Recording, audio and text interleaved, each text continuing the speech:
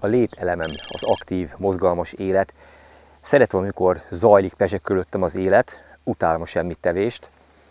De olyan még velem sem fordult elő, hogy egy tárgyéven belül, maradjunk akkor az idei 2024-es évnél, hogy 2024. januárjától, most jelen pillanatban november van, novemberig tulajdonképpen minden földrészen horgászhassak. Nagyon sok munka van emögött, hiszen közel 20 országban voltam már idén, és hogyha ezekben az országokban, vagy ezeken a földrészeken megélt horgász élményemet kellene kiemelni, akkor elsőként kezdjük Európával, és ami a legemlékezetesebb, amelyre talán a legbüszkébb vagyok, az a Bulgáriában a magyar nemzeti válogatott csapat tagjaként, annak másodkapitányaként megélt kellemes emlék, hiszen itt csapatunk a második helyen végzett a Metódféder horgászvilágbajnokságon. A következő európai túrám, amely szakmailag is nagyon fontos, amelyre szívesen gondolok vissza, az a Spanyolországban az Ebro folyón megélt harcsás kalandom volt. Itt Koller Csaba segítségével megismerkedhettem a peletes harcsahorgászat alapjaival.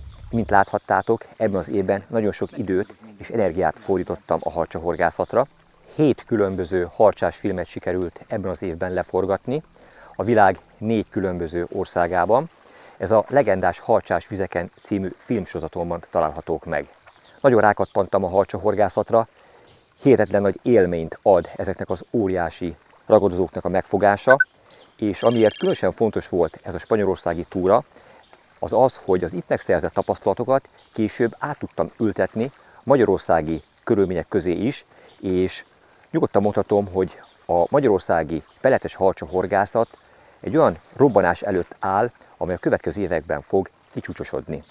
Még egy európai túra van, amelyet szeretnék megemlíteni, amelyre különösen büszke vagyok, vagy pontosítok, különösen büszkék vagyunk, hiszen Rokia Péter barátommal és csapattársammal közösen Ausztriában megfoghattuk horgászpályafutásunk eddigi legnagyobb tükörpontját, amelynek a pontos súlya 35 kg 72 deka.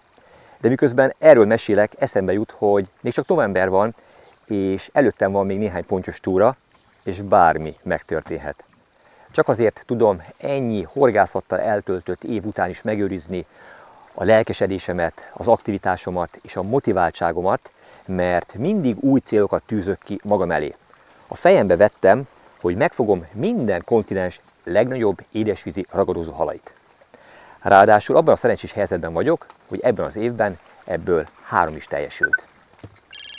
Januárban elsőként Afrikában, Ugandában megfoghattam a földrész legnagyobb ragadozó halát, ez pedig nem más, mint a nílusi sügér. Ráadásul olyan hihetetlen szerencsés voltam, mert hát nyilván ehhez tényleg csak az kellett, hogy egy igazán kapitális méretű egyedet tudtam végül horgra keríteni és a kamerának megmutatni. A következő földrész, ahova elutaztam, Ausztrália volt. Ausztrália legnagyobb édesvízi ragadozó hala a murray-kod.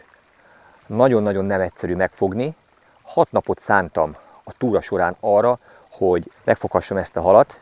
A 6 nap alatt összesen 3 értékelhető kapásom volt, amiből végül 1 meg is lett, és itt is tényleg egy igazán termetes, kapitális murray-kod lett a kitartó munka eredménye.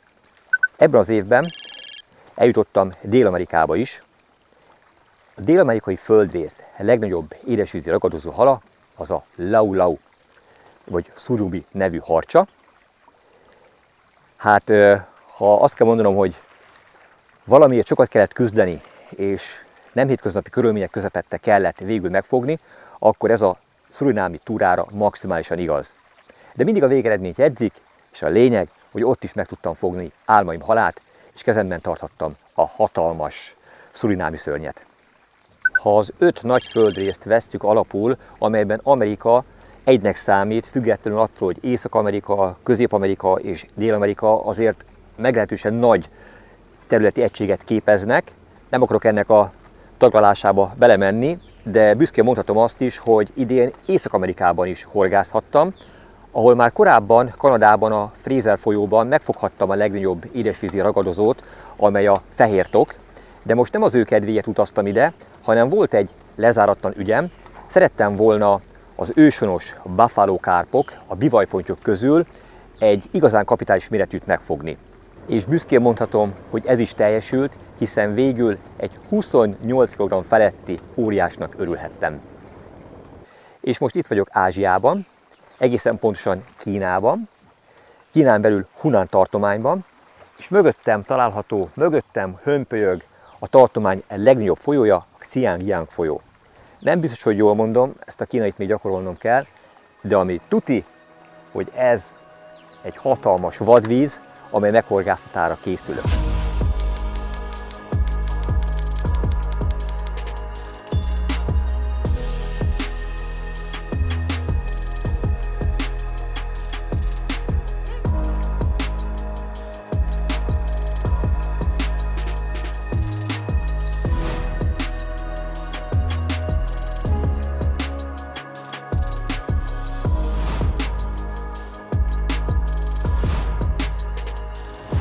Kínában több helyen horgásztam már, de azért horgászom most ezen a folyón, mert a vendéglátom Yang Jungcai ide hívott meg. Vele egyébként az elmúlt év végén egy másik közös kínai barátunk által szervezett horgásztúrán ismerkedtem meg. Az erről készült film a YouTube csatornánkon megtalálható, címe stílszerűen Kínában készült. Jungcaival egyébként a kapcsolatunk az elmúlt év végi túrával nem ért véget, sőt nyugodtan mondhatom, hogy felfokozódott, és nem csak mint kiváló horgásztás, hanem mint kiváló üzletfél is egymásra találtunk. Több terméket gyárt nekünk, amelyek közül a legismertebb a Spécikon Pop-Up gumikukorica, amely nem csak Kínában, hanem Magyarországon és egész Európában is rendkívül fogosnak bizonyult. A legtöbb ilyen külföldi horgásztúrát általában több hónapos előkészítő és szervező munka előz meg. Viszont ezt a túrát mindösszesen 2 héttel ezelőtt találtuk ki, pontosabban akkor ötlött fel a lehetősége annak, hogy itt horgásztak Jungcaival. Vendéglátó is kihasználja Kína adottságait, és ahogy közelít a késő ősz, a tél, húzódik egyre délebbre. Ugyanis ettől a helyszíntől ő több mint 700 kilométerre lakik, és hasonlóképpen Európában az északi részeken kifejezetten kellemetlen hűvös a tél, viszont Kína elég nagy ahhoz, hogy a téli-őszi időszakban is találjunk olyan kellemes déli területeket, ahol a levegő hőmérséklete és a víz hőmérséklete is ideális a horgászathoz.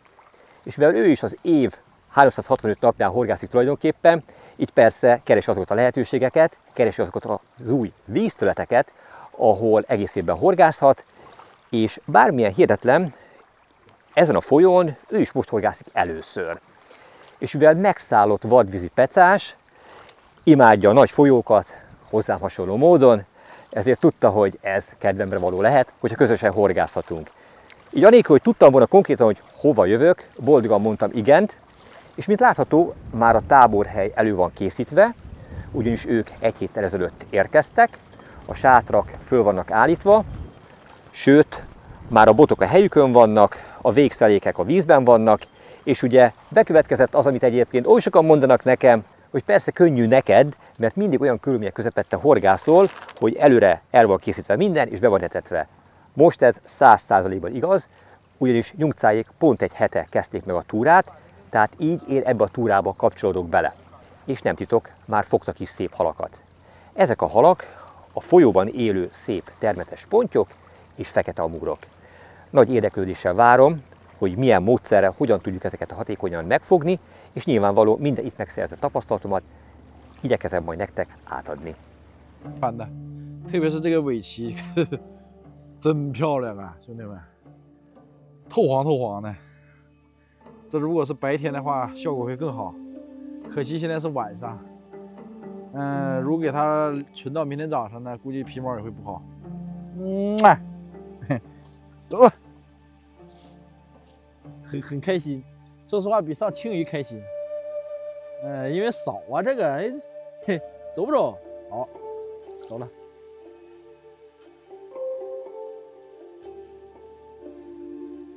走了，小伙子。哎呀，走吧。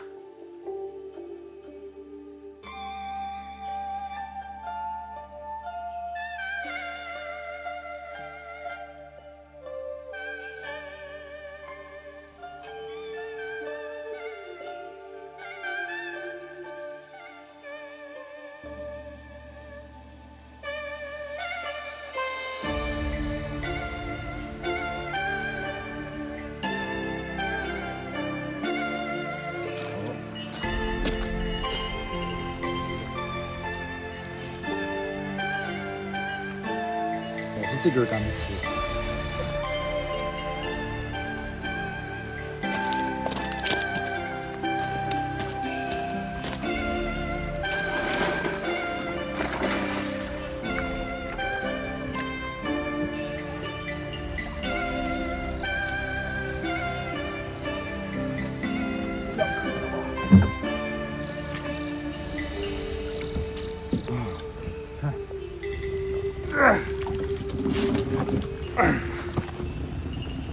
已经麻木了，兄弟们。上的个头都是这玩意儿了，但是我想破一条100斤的。Itt van mellettem végre a sokat emlegetett vendéglátom, Jan Jungcáj, akivel együtt horgászhatok, és a horgászatunknak, illetve a kommunikációnknak van egy érdekes sajátossága, ugyanis egyikünk sem beszéli a másik nyelvét. A kínai és a magyar nyelv is nagyon komplikált, de semmi probléma, hiszen a mai modern technikának köszönhetően egy fordítógép segítségével tökéletes módon megértjük egymást. Jungcáj, nagyon örülök annak, hogy újra együtt horgászhatunk. 我很高兴我们又可以一起钓鱼了。我也一样，我的朋友，欢迎你再次来到中国。这一次我们一定能捕捉到很多的大鱼，非常欢迎你的到来。我非常期待加布尔能够跟我在一起钓到更多的大鱼。 Janine barátom, üdvözöllek ismét Kínában. Biztos, hogy ezúttal sok nagy halat fogunk fogni, és nagyon szívesen látunk. Nagyon várom, hogy Gabel velem legyen, és még több nagy halat fogjunk. Sisie!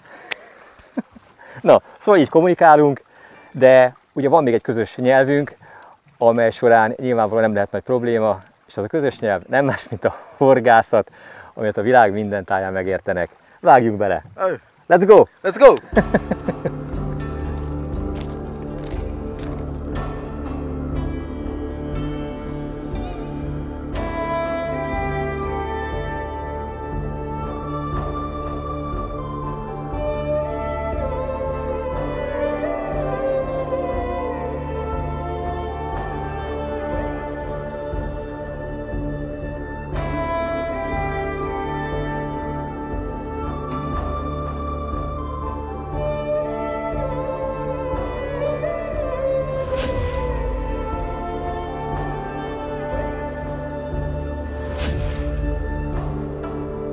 A botok elhelyezkedéséből, a rotpotból, az elektromos kapásjelzőkből, így együtt a szedből nem nehéz kitalálni, hogy milyen módszerrel, tehát nagypontyos technikával, nagypontyos metódussal horgászunk. Ez Kínában azért annyira nem megszokott, ugyanis köztudott, hogy a kínai horgászok 90%-a szerintem az mind a mai napig spitzbottal horgászik minden vízterületen, és ráadásul ugye, mint ahogy a videókban ez látható, szinte bármekkorat meg is tudnak azokkal a speciálisan kialakított erős spitzbotokkal fogni.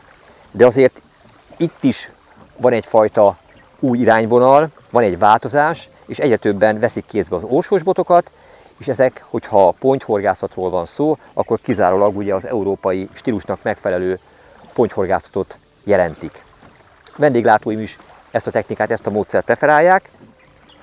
Ebből a szedből alapvetően további 2 került még összeállításra, 3-an horgászunk, de a túra elején biztos, hogy nem tudom elkerülni azt, hogy ha bármelyik boton kapás van, akkor ne én fogjam meg azokat a halakat, hiszen mivel én vagyok a vendég, ezért nekem akarnak ezzel kedveskedni. De örömmel teszek ennek eleget. A végszelékek azok nem egyformán egységesek, több különbözővel próbálkozunk, majd ez is ki fog derülni a túra során, hogy melyik a legeredményesebb. Ami ennél a szettnél feltűnt, az a nem megszokott hosszúságú horgászbot. Vagy még konkrétabban én ilyen hosszú bojlis pontyfogó bottal, ahogy mi Magyarországon nevezzük, én még nem találkoztam, ugyanis ennek a teljes hossza 4,25 méter, 14 feet, 14 láb. Míg ugye az Európában használt leghosszabb bojlis bot, az 13 feet, azaz 3,9, maximum 3,96 méter hosszúságú. A karakterisztikája ennek a botnak az 3,75 libra, tehát az átlagostól ez is erősebb, de ugyanakkor rendkívül könnyű, nagyon rugalmas. További érdekessége, hogy 4 egyenlő részből került kialakításra, így a szállítási hossza az tényleg teljesen kezes, nem kell extra hosszú bottáska sem hozzá. És hát ami a védjegye, vagy ami a minőségnek a garanciája, az pedig nem más, mint a gyártó neve, a Kaiwo. Ugye ismerős már Magyarországon is a Kaiwo név, hiszen, mint tudjuk, a legjobb minőségű spitzbotok készülnek a gyárában, amelyek törhetetlenek. Na hát nem véletlen, hogyha tudnak jó spitzbotot gyártani, akkor miért ne tudnának jó orsós vagy nagyponyfogó botot is gyártani. Ezt be is bizonyították ezzel a bottal, és azért kerülhet egyébként erre az állványra rá, azért használjuk ezeket a botokat, mert vendéglátom büszkén mondta, hogy ez az ő aktív közreműködésével készült el, az ő szakmai tapasztalatait használták fel ahhoz, hogy ezt a botot megalkothassák. Hát nagyon kíváncsi vagyok, hogy használt közben mit mutat, aztán még a végén lehet, hogy a mi Black Edition botcsaládunkat is kell majd bővíteni egy ilyen extra hosszú bottal. A horgásztól a végére kiderül.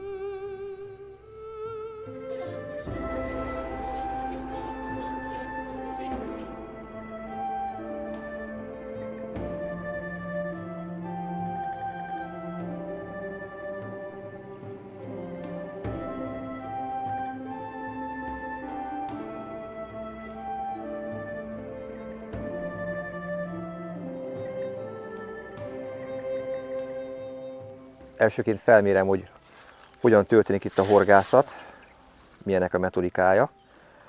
Nem akarok okosabb lenni, nem akarom nekik elmagyarázni, hiszen lehet, hogy tökéletes minden, amit ők kitaláltak, és hogy ezt művelik.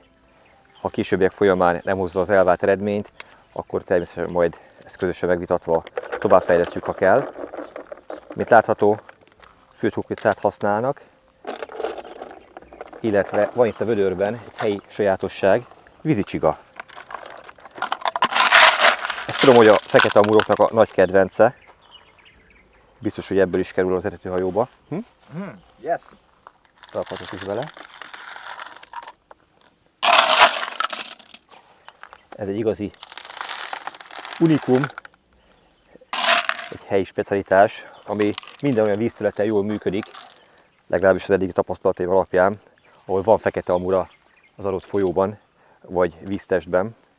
És mivel tudom, hogy vannak benne, fogtak szépeket, nem véletlenül használják, az egyik legszelektívebb csali.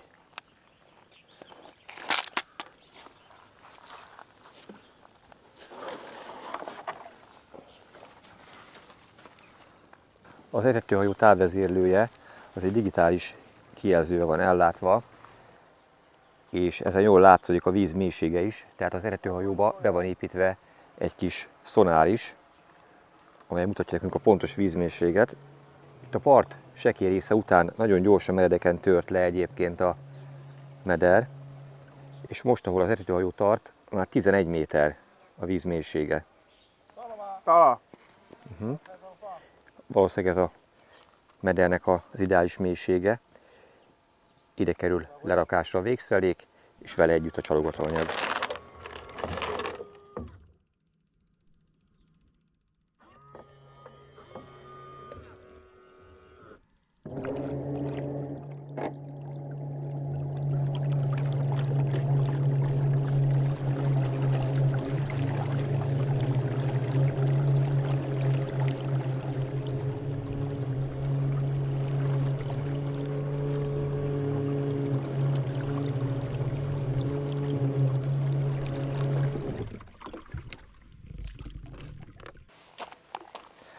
Jöhet a következő végszeri bevitele.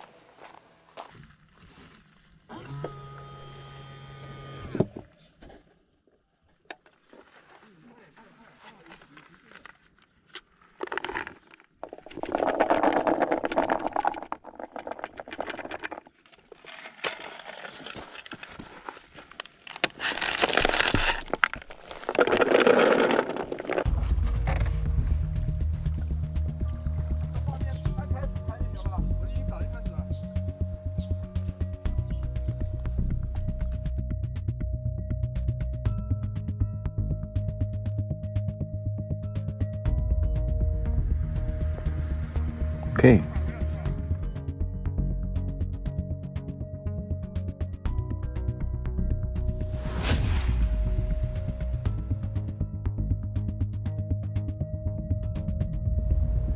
...12,5 méter volt a víz mélysége, ahova a végszellék lekerült, mind a kettő botnál, és szépen lassan, mint látható, megfeszíti a zsinort. Nagyon fontos, hogy a végszellék a helyén maradjon, ne mozduljon el, mert hát akkor az eredetéstől, hogyha lényegesen távolabb kerül a csalink, vagy a horgunk, akkor nem sokat ért az egész technika. De mint látható, mesterem minden apró részletre ügyel. Lassan, precízen végzi a műveletet, feszíti meg a zsinort. Most, hogy beállt a zsinór, most fog majd csak a kapásjelzőre rákerülni, majd a swinger a helyére. Tökéletes a rendszer.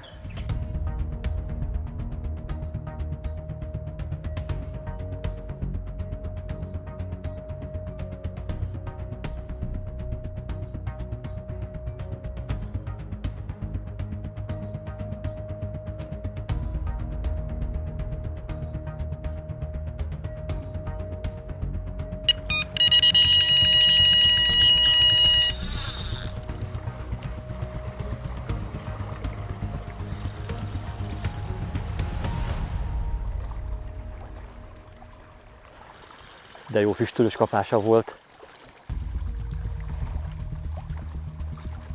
Ez egyértelművé tette, hogy szeretné a csalit megenni. Mindenre gondoltak, mint látható, még egy ilyen trepni is előkészítésre került, ugyanis itt nagyon sekély a partszéli zóna, és erre ráállva könnyebben lehet alatt fárasztani, illetve amikor part közelébe kerül, akkor nem kell a sekély vízbe kihúzni. Egy kicsit távolabb tudjuk a halat a parttól tartani. Valószínűleg nem lesz egy óriás, mert viszonylag könnyen tudom a part felé húzni.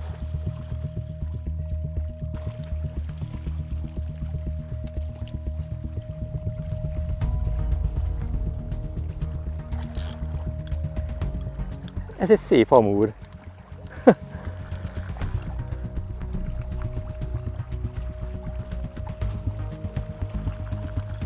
Na, itt az első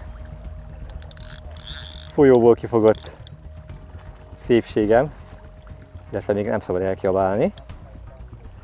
Még nem került a szákba, de már nem sok kell neki. Nyugcáj! Gyere, gyere! Segíts, barátom! Ez az! Sisi el! Megvan! 非常棒! Ez az! Ó, de szép amúr! Hopp, hopp, hopp, hopp, hopp. Többféle csalival horgászunk és próbálkozunk, ezekről is mesélek majd a későbbiek folyamán bővebben. Mint látható, ez egy ilyen puha, ízletes golyó volt, a hajszelőként felkínálva, ezt tetszett meg ennek a szép amúrnak. A kíméletes bánásmód, a horogüröttesebb szervtenítése világ minden pontján fontos.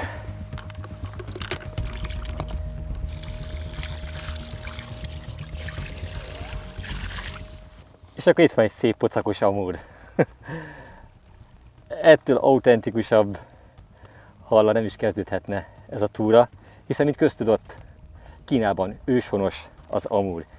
Innen származik, és hódította meg szinte az egész világot ez a csodaszép folyóvízi torpedó.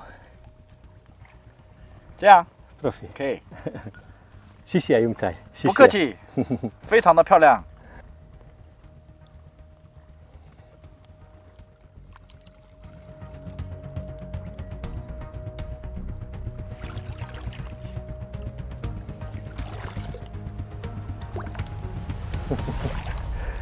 Szépen elúszott. Itt Kínában minden megtörténhet. A csapatunk tagja, fiatal tanítványa a mesteremnek. Hozott egy kis desszertet a kaja után, hogy kóstoljuk meg. Azt hittem, hogy hülyéskedik, de nem. Ez egy ilyen felföldi méh, valahogy így fordította a fordító, amelynek a lárvái ehetők. Hát mutasd meg!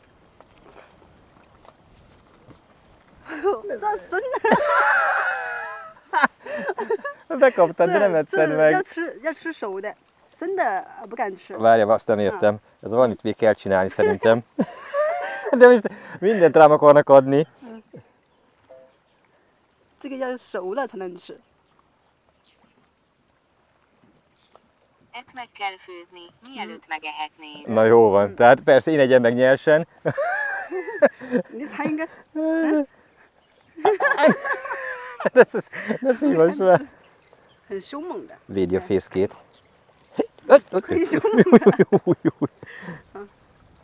Azt a mindenit.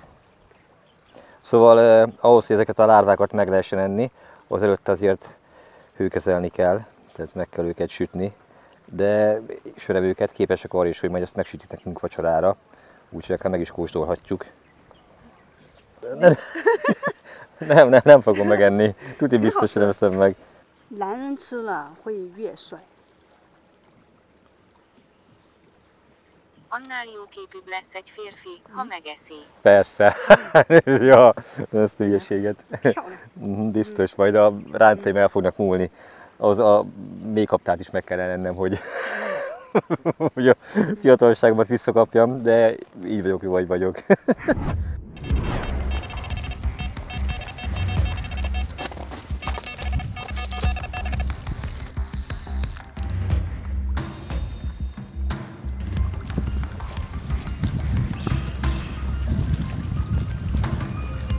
Nappali órák meglepően aktívak.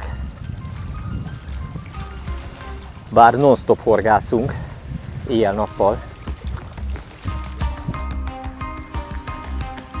Most nappal meglepően aktívak a halak.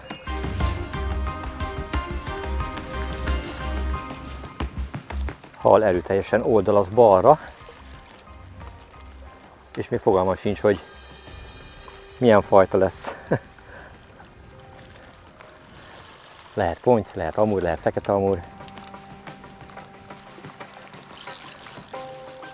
Nagyon tetszik ez a bot.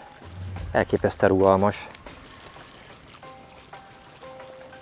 Pedig 3,75 libra a tesztgörbéje.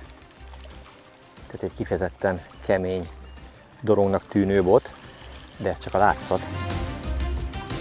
És ezzel a hosszal nagyon jól lehet irányítani is a halat, ami különösen hasznos itt, mert a mély 10-12 méter mély vízből, hogy felhozom a halat, egy nagyon erős, meredek törésvonal mentén kell a halat felpumpálni, és ehhez viszont egy megfelelően hosszú botra, egy megfelelően nagy erőkarra van szükség, amin keresztül úgy el lehet emelni a törésvonal mellől, hogy a főzsinór ne akadjon bele, ne sérüljön meg, és halat végül ki lehessen húzni. Ahogy a sekélyvizet megérzi, persze még erőteljesebben próbál menekülni. Ezek a vadhalak a végsőkig küzdenek. És szinte biztos, hogy a jelentős része soha nem volt még horgon, nem találkozott horgásszal. Gyönyörű látványa, hogy felbukkan, vagy kirúgja a hatalmas hátúszóját, mint egy kis cápa.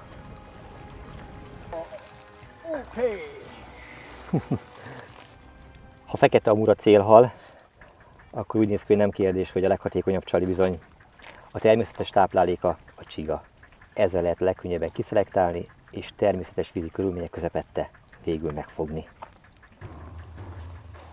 非常的漂亮。 Csodaszép hal. Sisie. 不客气。 De jól nézel ki.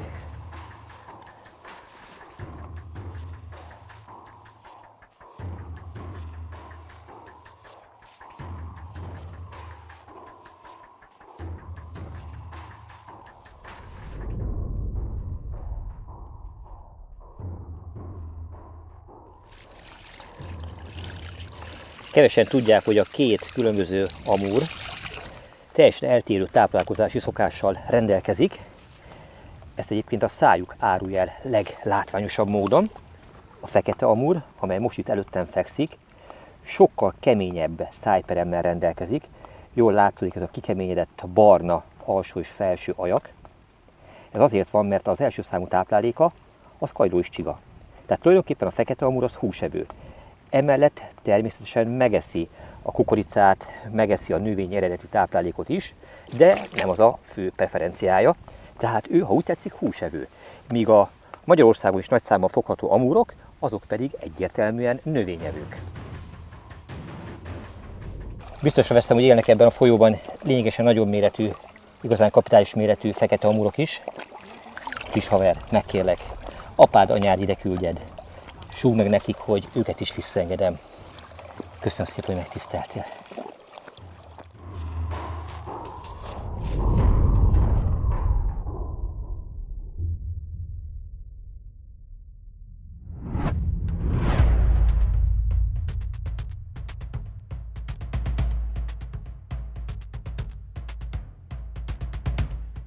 Nem teljesen értem, mi történik.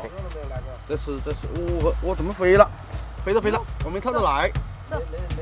啊，还拿着看。啊，拿起来。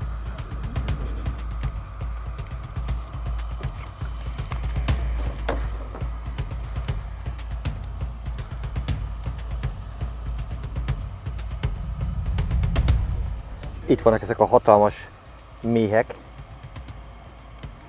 begyűjtve ebbe a tárolóba. 不能拿这里啊，好能拿这个 OK 跟这个。 就摸这可以的吧？ Ja, oké. Miért gyűjtöttétek össze a méheket? 为什么要收集蜜蜂？ 为什么？ 泡酒。 Nagyon fognak marni. 因为泡酒。 A pezsgő miatt. Pezsgő miatt. Szerintem ezeknek Hölel, meg van tőle becsételve a szöntén sorsuk. Szerintem sejtitek, hogy mi lesz ebből. Hasonlóképpen, mint a lárvákból. Ezeket most kiengednénk. Ó, na menekülés, mert ezek viszont csípnek már. Ezek nem olyan békések, mint a királynő volt.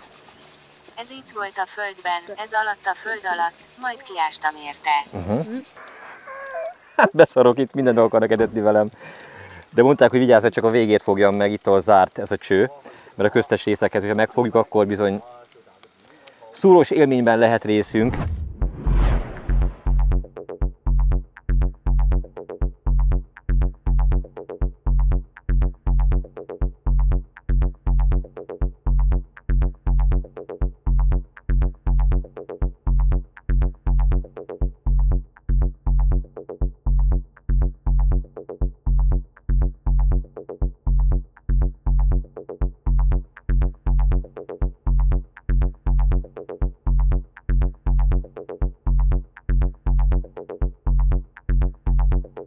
Ha Kínában vagyok, minden alkalommal ellátogatok horgászboltokba is. Most sem hagytam ki ezt a lehetőséget. Nézzük meg, hogy ebben a kisvárosban ez a horgászbolt mit rejt.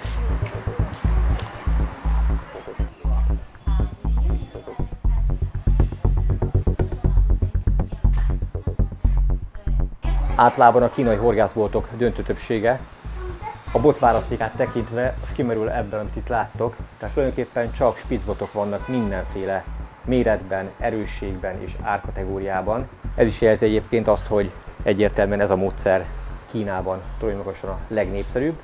Ugye ehhez szükséges kellékeket árusítanak, apró cikkeket, horgokat és mindenféle kivitelű minőségi úszót.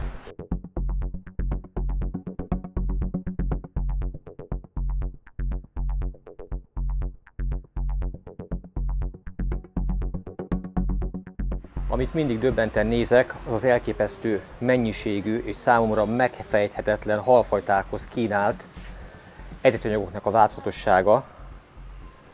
Pedig hát az ömében ők is pontyra, amúrra, fekete amúrra és busára horgásznak, de van egy csomó olyan kaja, most itt van például ez talán kárász, arra ajánlják, nem tudom. Na, ezt felismerem, ez kárász. Ez egyértelműen kárász. Van itt ilyen roppantott szemeket tartalmazó. Ez egy külön filmet megérne ezeknek a tanulmányozása, kipróbálása és hazai integrálása, mert tuti biztos, hogy van ezek között jó néhány, amely otthon is nagyon hasznos. Hiszen már vittem is haza egyébként, tehát a 2025-ben megjelenő egyik új busás kajánk, a China Style, azt hiszem ezt a nevet adtuk neki, az bizony innen származik. Találtunk egy olyan busás kaját, amely busásan működik odahaza is. Na és ha már a busáról beszéltem, akkor nem csak eredetanyaggal, hanem mint tudjuk, tablettával is jól művelhető a busahorgászata. Ezek a tasakok, illetve dobozok egytől egyig busa tablettákat rejtenek.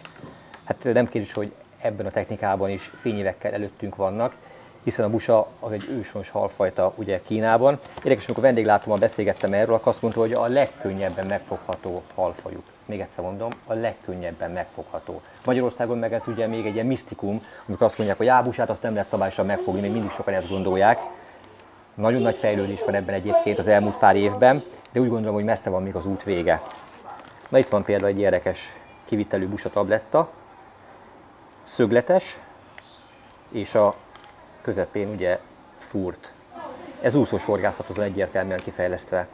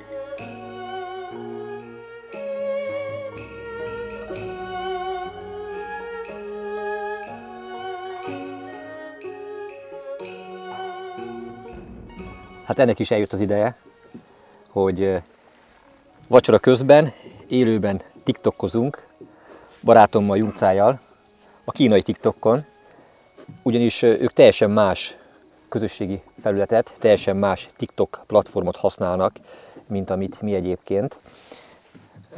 Nagyon érdekes, hogy is mondjam a legegyszerűbben. Kína az totál el van zárva a világtól, de mi is el vagyunk zárva Kínától. Tehát az összes alkalmazás, ami az én telefonomon van, ebből képzeljétek el, egyetlen egy sem működik, kizárólag a WeChat. Ugye a WeChat az egy kínai alkalmazás, ezen keresztül tudunk egyébként kommunikálni. Csak úgy tudom kikerülni ezt a kínai blokkoló rendszert, mert nyilván ez annak köszönhető, hogy egyetlen egy Apple Store-ból letöltött alkalmazásom sem működik, hogy otthonról vásároltam a Yettel szolgáltatómon keresztül adatkeretet, és akkor így viszont tudom használni ezeket az applikációkat, de hogyha az ő internetkeretét, az ő internet megosztását használom, akkor, ahogy az előbb mondtam, egyetlen egy alkalmazásom sem működik a WeChat kivételével. Mindent blokkolnak. Na most a legnépszerűbb magyarországi egyik közösségi platform az a TikTok, és itt nekem van 113 000 követőm, neki több százezer, és most növelni tudnám a követőbázisomat a kínai rajongóikon keresztül, de ők nem érik el az én TikTokomat. Mi meg nem érjük el az ő általuk használt TikTokot, tehát tulajdonképpen az, amit mi látunk kínai videókat ezeken a közösségi felületeken, azok Európában, vagy a világ valamely részén élő kínaiak által megosztott közösségi információk, vagy kisfilmek, és nem pedig innen direkt Kínából kerül az feltöltésre. Érdekes világ ez, de hát tudjátok, itt nincs demokrácia. Itt, amit a nagy testvér kitalál, az van. 经常过来带你钓各种各样的鱼。 Gyakran eljövök és elviszlek horgászni mindenféle halat. Sisie. 不客气。是的。 Ma is nagyon sok új dolgot tanultam, amit ki fogok próbálni otthon. 今天我学到了很多新东西，我会在家里尝试一下。有哪些新东西？ Van valami újdonság. Szuda. 你想尝试哪些？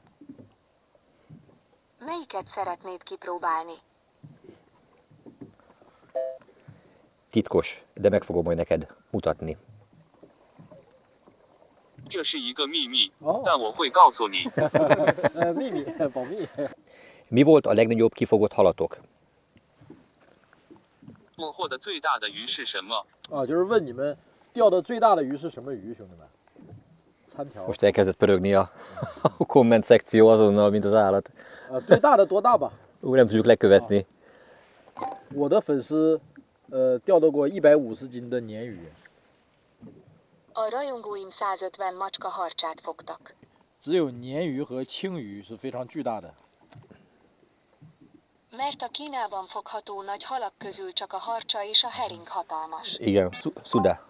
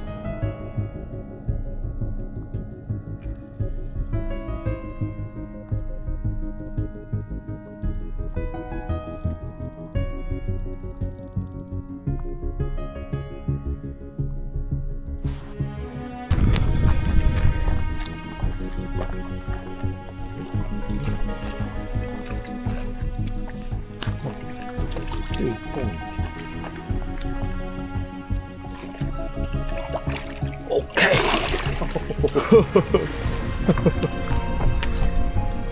Yeah.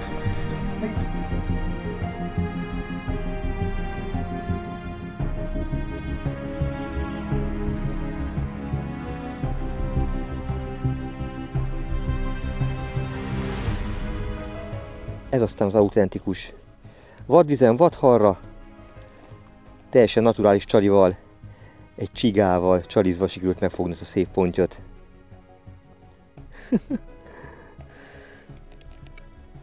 Tökéletesen beült a orvos szájába. Nézzétek, itt van a csali.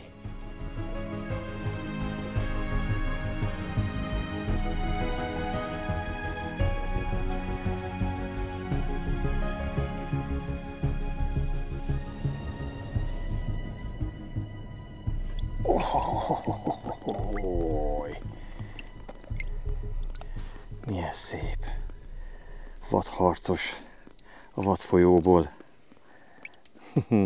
非常漂亮。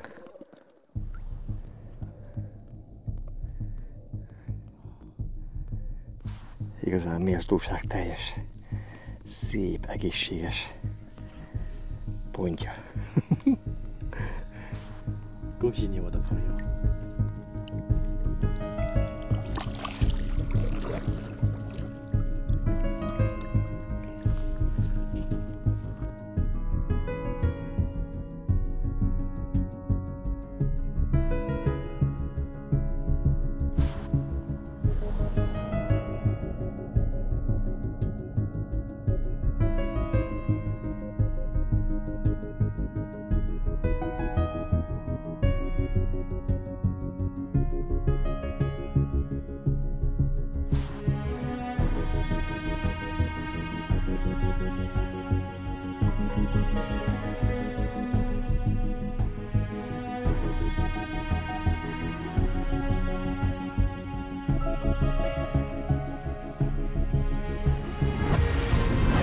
Nagyon büszke vagyok rá, hogy az esetek döntő többségében egy csapattal dolgozhatom, és ezt nem is rejtem soha véka alá, sőt, büszkén mutatom be azokat az embereket, akik segítik a munkámat, akikkel együtt dolgozhatok.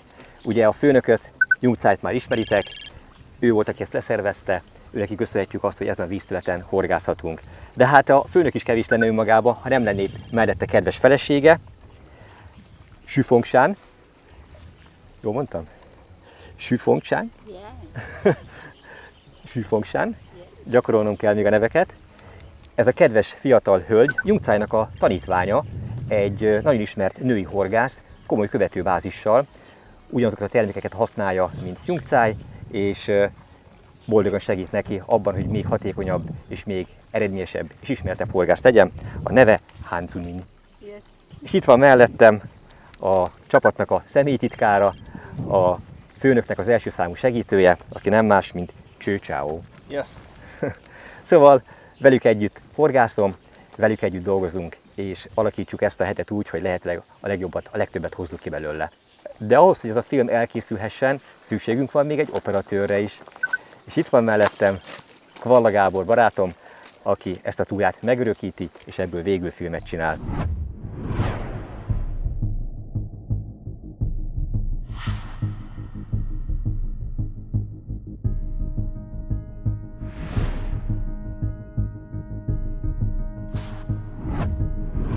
A korábbi filmben már megismerhettétek Kandát. Ő Jungcainak a hűtárs és segítője a horgász kalandjaiban, ott van vele mindig. És itt van az utánpótlás, Fucho. Yeah. Fucho. Fucho. Imádom az állatokat, imádom az ilyen szép, okos kutyusokat. Gyönyörű mind a kettő. Nagyon szép formás, gyönyörű kutyusok.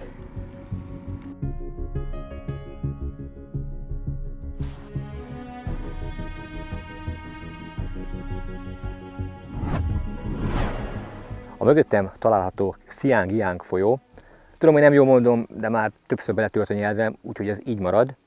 Szóval, már mint korábban mondtam, ez Hunan tartomány legnagyobb folyója, és egyébként ez a Yangtze-be ömlik bele, amely ugye Kína legnagyobb folyója, annak egyik legjelentősebb mellékfolyója. Hosszát tekintve 856 km hosszú, és érdekessége egyébként, hogy annak ellenére, hogy egy nagyon nagy vízhozamú folyóról van szó, szinte áll jelen pillanatban előttünk. Ez annak köszönhető, hogy gátak közé van szorítva, illetve vízi erőművek tartják meg a vízszintjét, és amit megtapasztaltunk magunk mellett, hogy időnként ebben a sekély parti zónában akár 20-30 cm-rel is leapad, majd szépen lassan visszajön a víz. Ez annak köszönhető, hogy éppen mennyi áramot termelnek, és a vízi erőművek mennyi vizet engednek el. Tulajdonképpen ennek függvényében mozog csak a víz. Ezek az óriási vízi erőművek, amelyek megtartják a víz szintjét, ezek szabályozzák a folyónak a folyási sebességét. Normál esetben a folyó balról jobbra folyik, de most ugye annyira meg van duzzasztva, annyira áll, hogy szinte visszafelé áramlik, mind ahogy a zsinórok is ezt mutatják. Így ennek köszönhetően egyébként viszonylag kis súlyú, maximum 100 g óromnehezékkel is a végszeléket lehet fixálni a mederfenéken. Kína sajnos nem a természetvédelemről híres, a hatékony ipari termelés érdekében sok természeti kincsüket feláldozták már.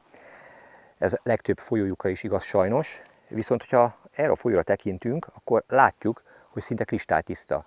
Időnként persze ez a parti zóna felzavarosodik, viszont bent szó szerint kristálytiszta. A horgainkat 12 méter mély mederszakaszra tettük le, és onnan tudom, hogy kristálytiszta bent a mederben is a víz, hogy egy víz alatti kamerával monitorozzák vendéglátóim a mederfeneket, az etetés környékét, és tökéletesen látható, hogy mi zajlik a mederfenéken, még a kukorica szemek is megszámolhatók a monitoron.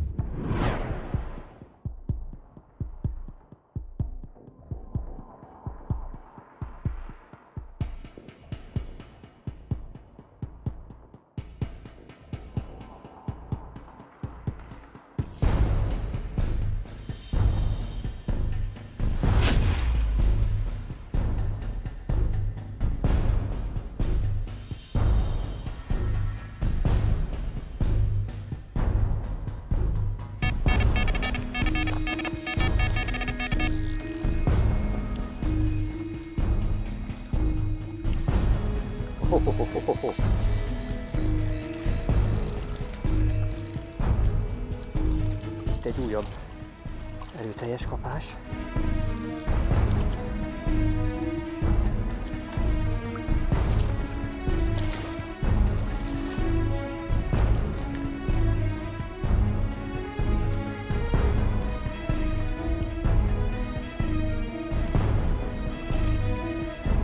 Ez már komolyabb játékos.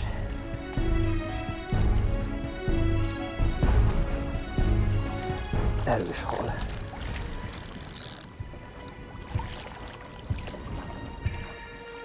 De szépen dolgozik ez a bot.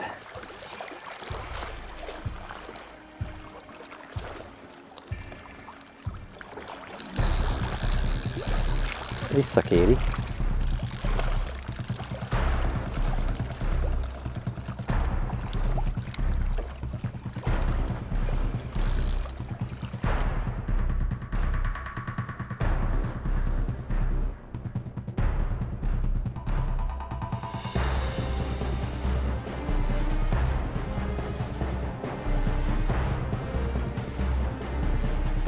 Ez már egy olyan méretű hal, ami megérdemli azt, hogy vízbe ugorjak érte. Hatalmas fekete amúr.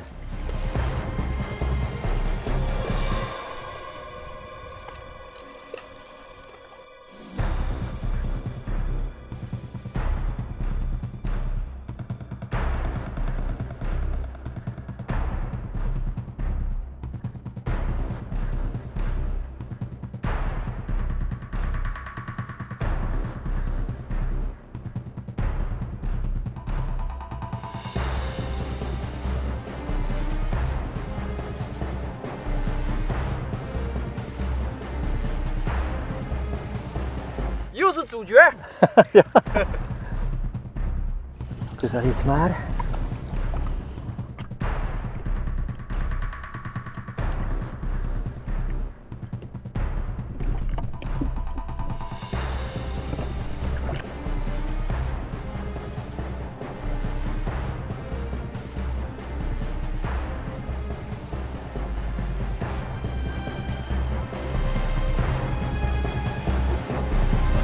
Itt van. Ez igen! Very good! Hey, bam! Bam, mekkora nagy a fekete amúr!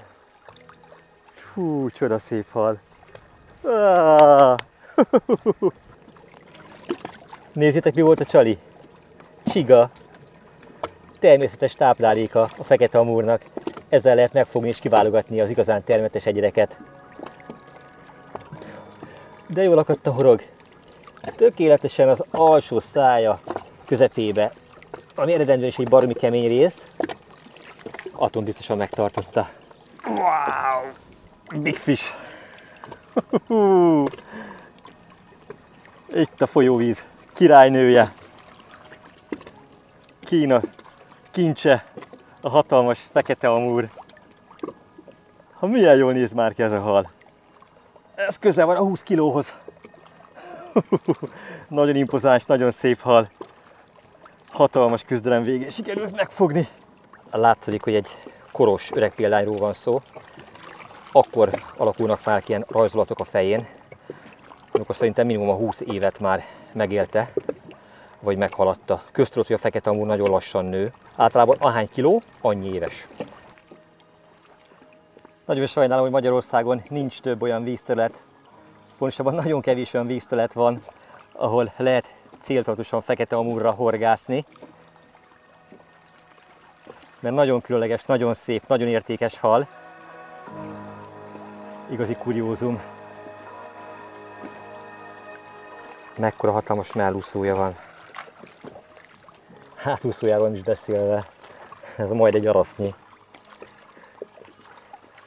És itt van ez a hatalmas farokúszó. Hát ezzel tud lapátolni. Kőkemény, betonkemény a szájpereme. Hát nem csoda, hiszen kagylókat, csigákat fogyaszt. Azoknak a letépéséhez hozzáedződött már a szája. Sokkát nem tettem a horoggal a szájában, de azért illik ezt is fertőtleníteni, szépen lekezelni.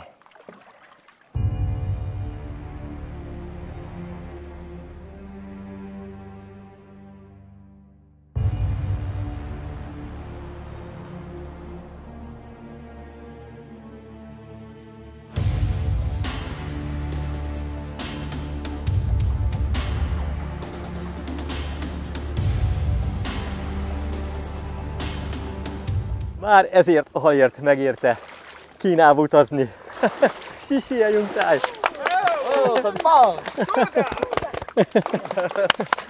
Gyertek, mindannyian!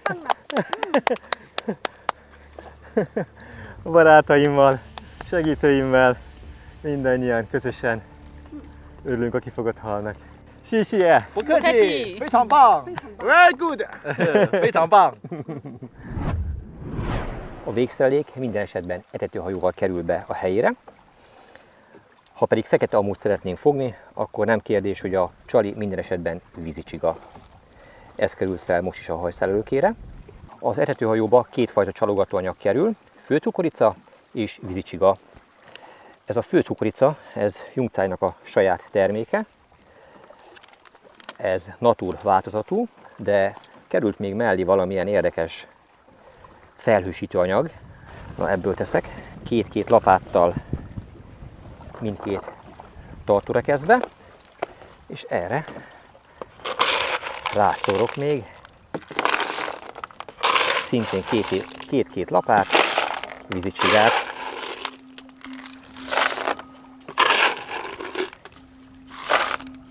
Így.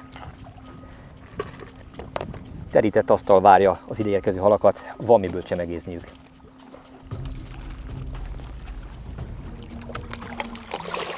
Oké, go!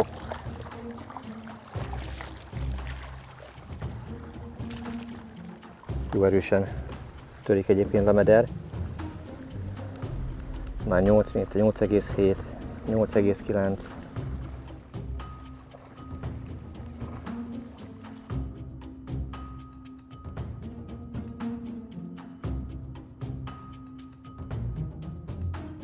,5 méter a víz mélység, ahol leengedte.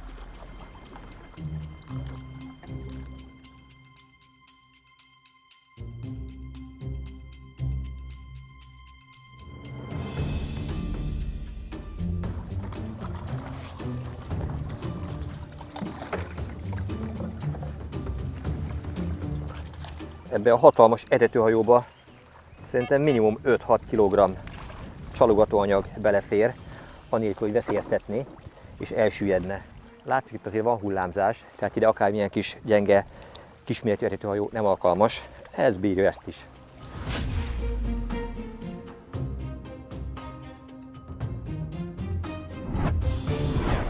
Egy nagyon jól felépített sátortáborban vagyunk jelen pillanatban, és a horgásztúráim jelentős részét az utóbbi időben én is a vad természet lágy ölén, messze a civilizációtól, áramvételi lehetőség nélkül töltöm, és minden alkalommal, amikor idegen helyen vagyok, akkor látok olyan dolgokat, amelyeket rendkívül praktikusnak vélek, vagy eddig nem találkoztam vele, és beépíthetőnek tartom a saját táborozási kellékeim közé.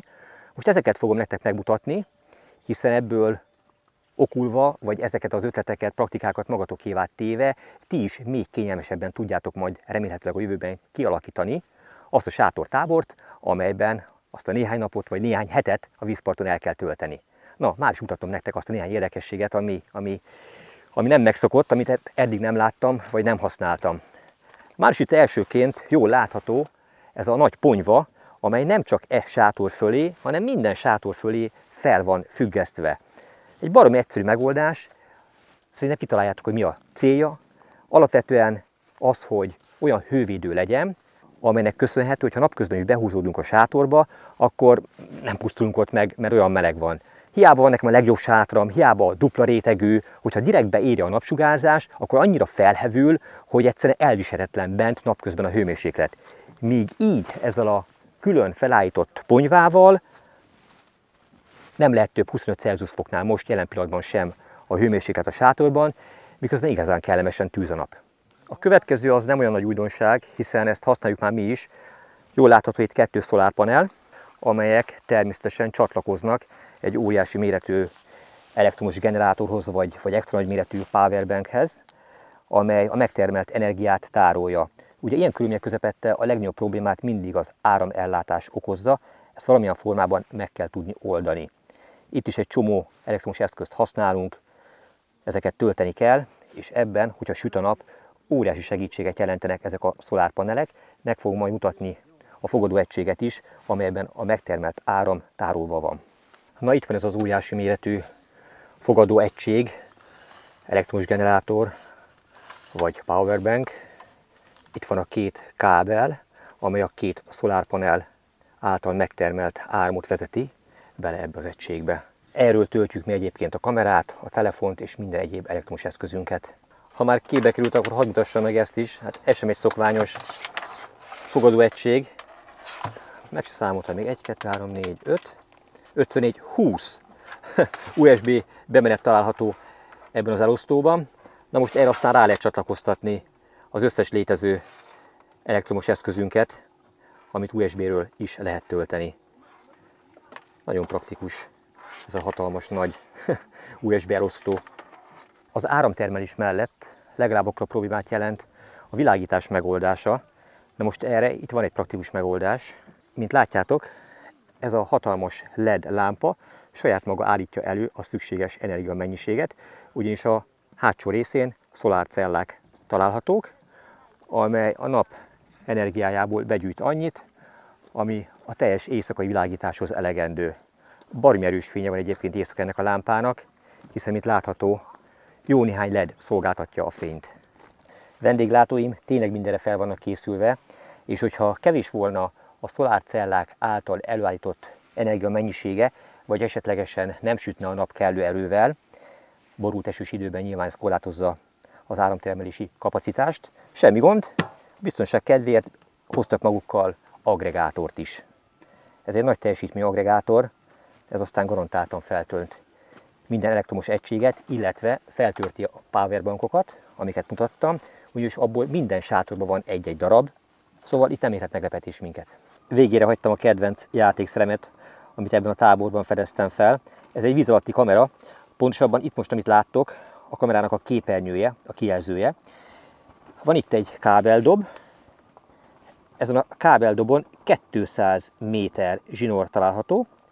Ez azt jelenti, hogy ezt a víz alatti kamerát akár 200 méter távolságba is be lehet helyezni.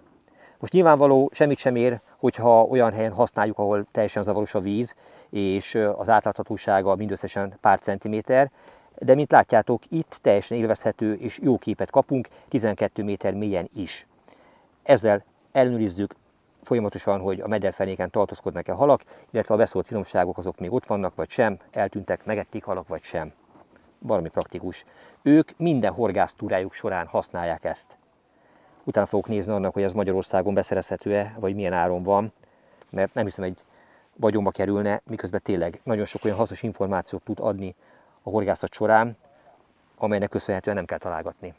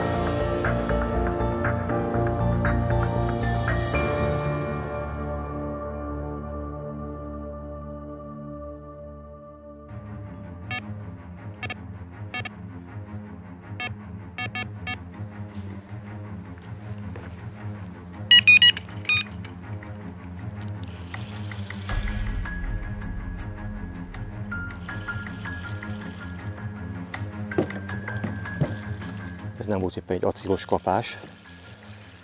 Itt az éjszaka kellős közepén. De legalább kapás.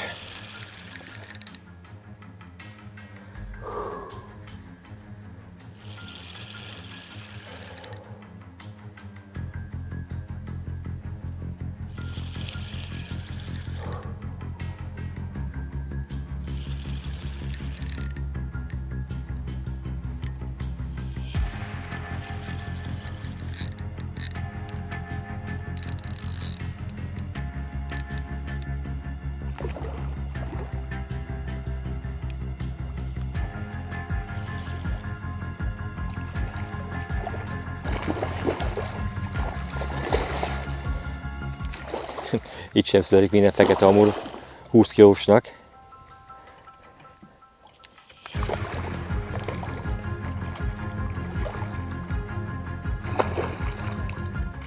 De legalább ő már a miénk lesz hamarosan. Oké, és megvan.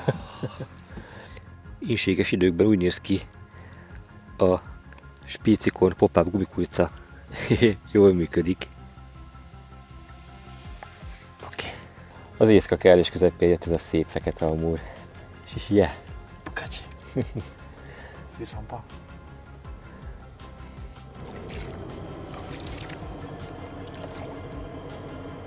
Nem jó felé úszó, lesz még egy kör.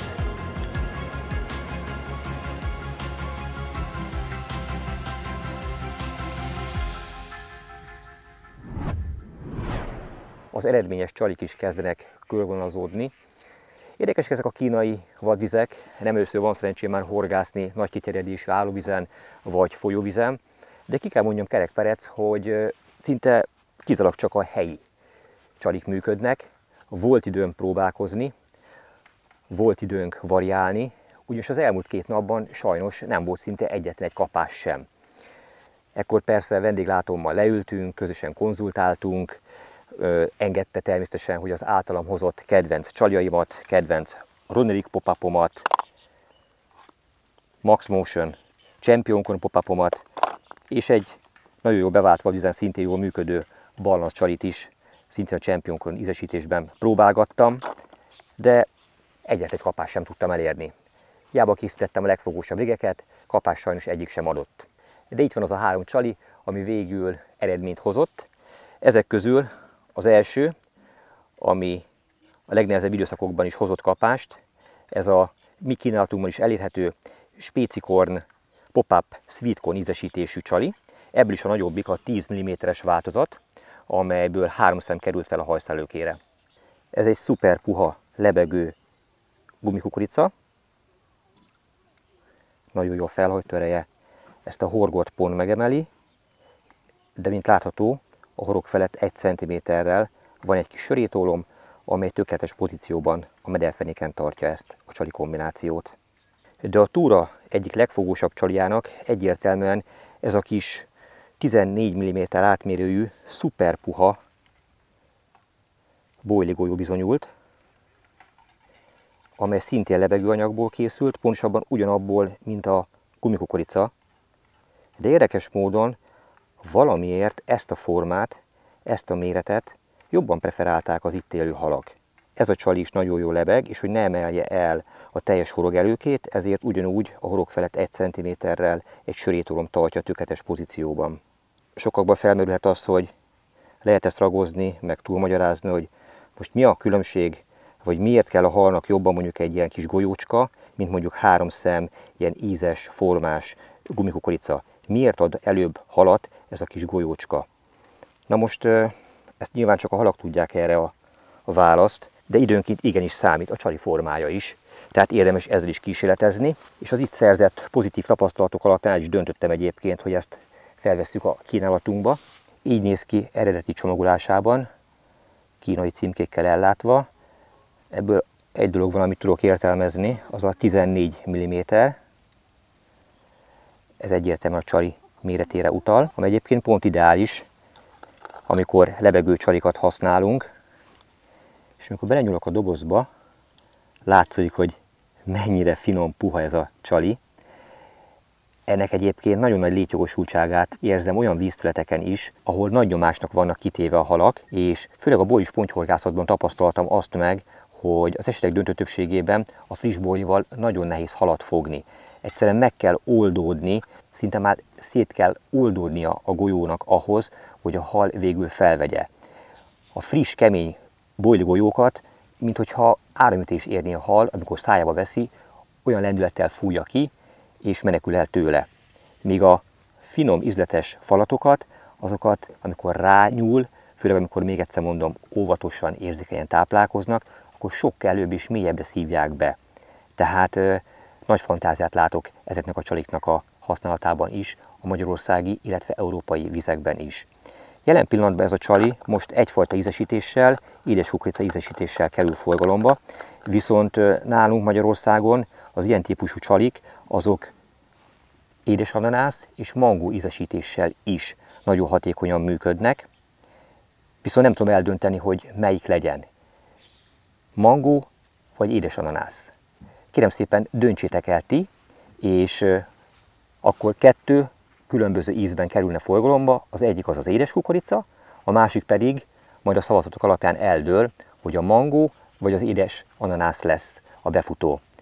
E film alatt itt kommentben írjátok le, hogy ti melyik ízt preferáljátok, melyiket használnátok szívesen, és amelyik a legtöbb szavazatot kapja, az kerül még forgalomba 2025-ben. Hogy pesdítsem a szavazási kedvet, ezért felajánlok ebből az eredeti kínai soft pop-up bojliból 5 dobozzal 5 szavazónak, akiket a kommentelők közül fogok majd kiválasztani. És akkor a végére maradt a 100%-ban naturális, természetes csali, a vízicsiga. Érdekes módon ezzel fogtuk a legnagyobb halakat, a legnagyobb fekete amúrok és pontyok erre a csalira érkeztek. Japánban horgáztam már először ezzel a csalival, ott is nagyon eredményes volt, és akkor mindig elgondolkodom azon, amikor ilyen helyen horgászok, és fogok vele halat, hogy vajon ez Magyarországon is működhet? Horgászott már ezzel valaki? Ha igen, kérem írja már le egy kommentben.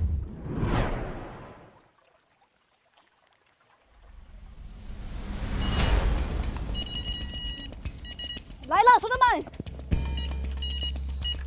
来了！哎，扎贝儿，扎贝儿，快点，上鱼了！哇！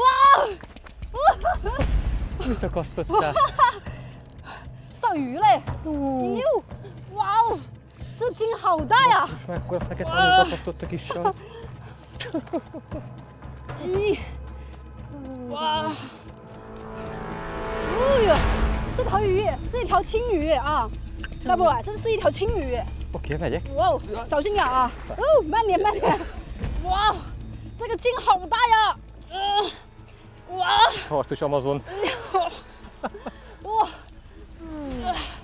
过来过来！哇塞！哇！咦呦，这条鱼好大呀，筋好大！给它体验一下我们中国的。 湖南，我们中国湖南的这个湘江流域的大青鱼啊，这个劲是真的大，兄弟们，你看，连老魏看到了都哇，很惊讶，哇塞，哇，来，哇，兄弟们，这条鱼劲好大呀！哇，天哪，连老外看到都惊叹啊，兄弟们，看到没有？哇塞，哎，过来，过来。 哇，劲太大了，要不然这个鱼劲很大哦。Yes， 哇，哇塞，兄弟们，你看，让家宝看看我们中国湖南湘江的这个大青鱼，这个劲啊，真的大。来来来，进来，出水面，让我们看一看。哇，哦 OK， OK， OK。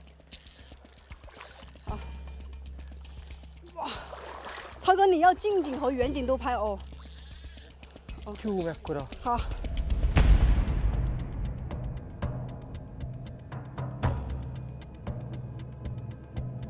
这条劲好大呀，兄弟们！咦，过来！哇，哇塞，这条鱼劲真的太大了！哇！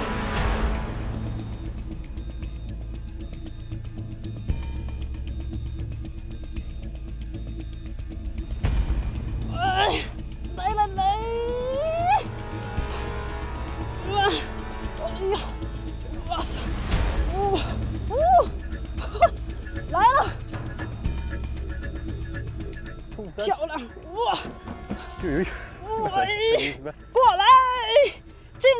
轻松哦！哇，耶！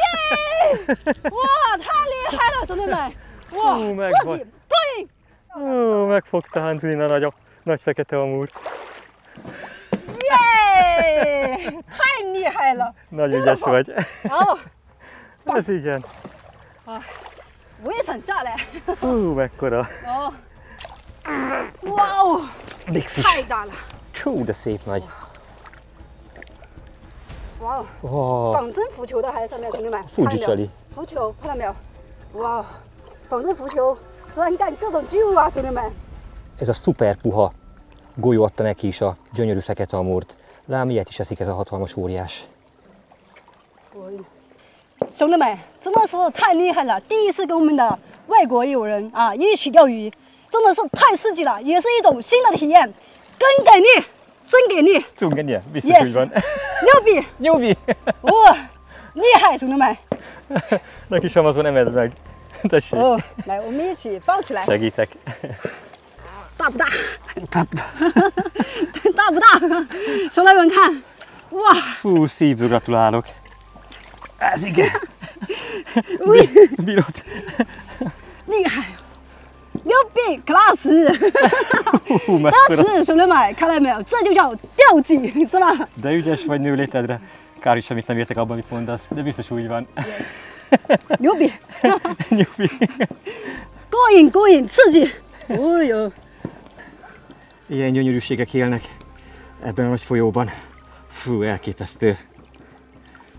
Büszke lehet a mestered rád, hogy ilyen ügyes vagy. Jungcáj, nagyon jó mester. yes！ Túlnősz rajta.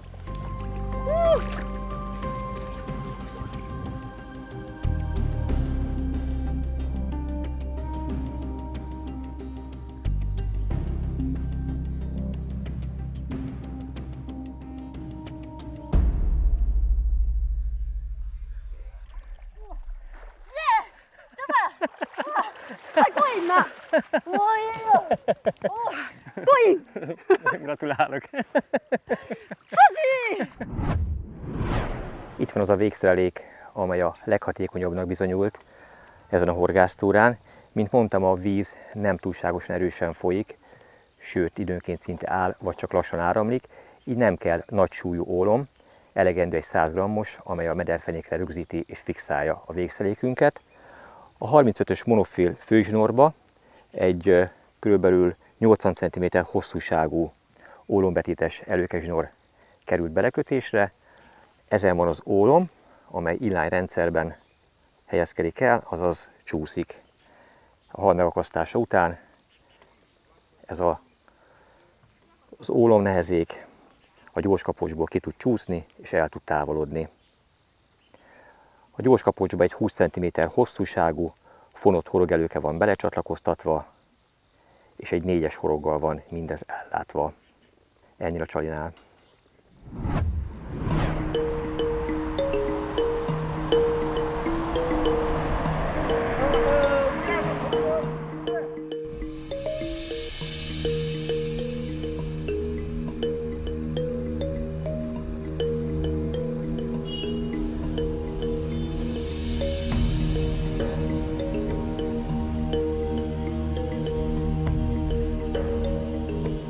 A horgászhelyünkkel szemben, tiszta időben tökéletesen látszódott egy hatalmas hegyvonulat. Mondtam vendéglátómnak, hogy mi lenne, ha meglátogatnánk ezt a hegyet? Vagy milyen távol ez tőlünk? Szívét, lelkét beletette egész héten ebbe a túrába, és bármi, amit megemlítettem, azon dolgozott, hogy teljesítse. Drága barátom, ezt se hagyta ki, és mint látjátok, már itt vagyunk a hegyekbe, de még a végállomás messze van, hiszen oda a hegytetőre kell feljutnunk.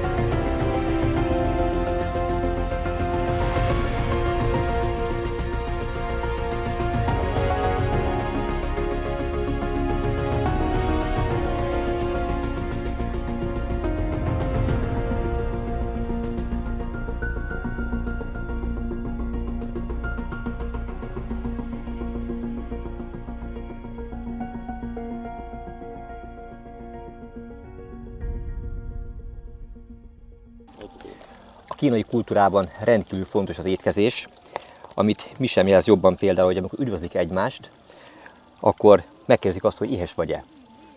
Hello, szia, üdvözöllek, éhes vagy? Olyan, mint az angolban, amikor megkérdezik, hogy hi, how are you? Hello, hogy vagy? De igazából nem is kíváncsiak arra, hogy mi a válasz. Szóval minden alkalommal, reggel, délben, este minimum 6-8 különböző fajta ételből lehet választani. Tehát az életük legfontosabb része, tulajdonképpen nyugodtan mondhatom, az étkezés, és mi nagyon fontos, az egészséges étkezés. Az itt látható ételek döntő többsége az tulajdonképpen zöldség vagy zöldséggel kevert húsétel, és olyan körülmények közepette készítik el, hát hogy egy táborban vagyunk, hogy az ember nem is hinné, hogy lehet ilyen minőségű ételeket, ilyen zöld körülmények közepette elkészíteni.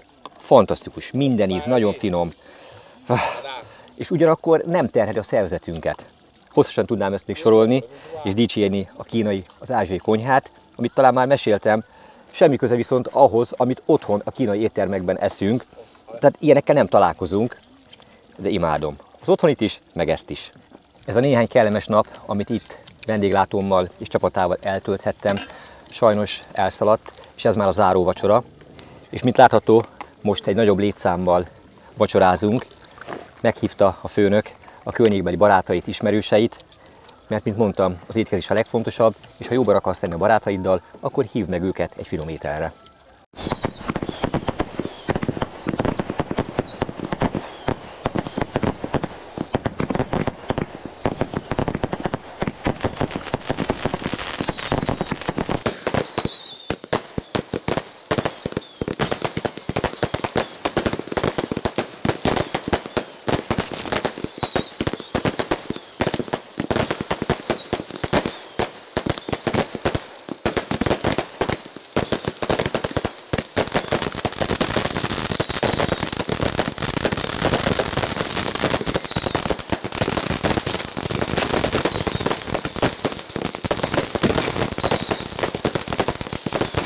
Hunan tartomány, ahol most jelen pillanatban vagyunk, Kína, és ezen keresztül talán a világ legnagyobb tűzijáték előállító tartománya. Itt van a legtöbb tűzijátékgyár.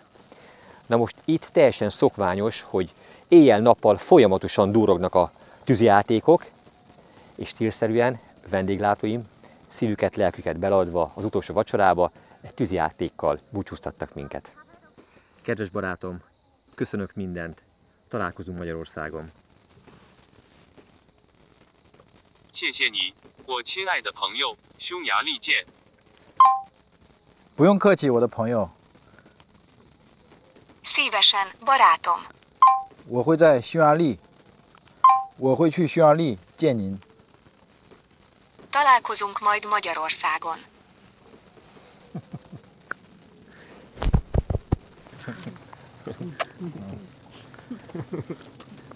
Hanzin. 这不是等你回来。提前祝你新年快乐，我的朋友。 Előre is boldog új évet kívánok, barátom. 谢谢。我们远隔万里，但是我想跟你在一起过一次新年，这是提前的庆祝。 Több ezer mérföldre vagyunk egymástól, de szeretnék veled tölteni egy új évet, ez egy korai ünneplés. 你能来到中国与我一起钓鱼，我非常开心。 Nagyon örülök, hogy eljöhetsz Kínába horgászni velem. 当你踏上回国的飞机，我会非常想念你。 Nagyon fogsz hiányozni, amikor rálépsz a hazafelé tartó gépre.